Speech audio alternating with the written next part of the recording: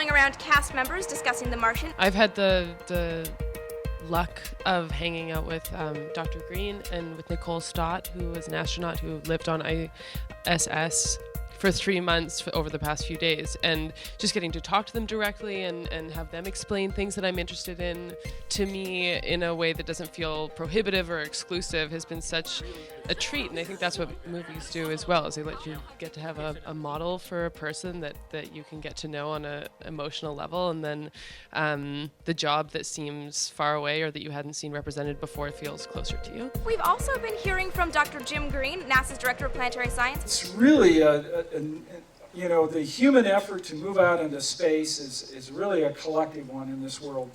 And the ability for us to be able to get back to the people on what we're doing and how it looks and what we might be able to accomplish by going to Mars, this movie epitomizes. And we asked him what science fiction inspired him to pursue a lifetime of science. You talk to fellow scientists and you say, what was that spark that got you interested in this field? And it's all over the place. You never know what will spark the interest of our kids. Whether it starts as science fiction or it starts with science fact. I was a teen in the 60s, and so consequently I watched the original Star Trek from the very first episode. And it was like nothing else on TV, and it really captured my imagination.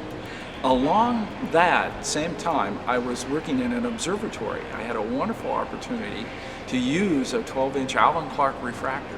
And so although I was seeing science fiction on a weekly basis through Star Trek, I was really doing astronomy from the ground on ground-based telescopes. And so the reality, the science, and the science fiction part was just a wonderful combination for me.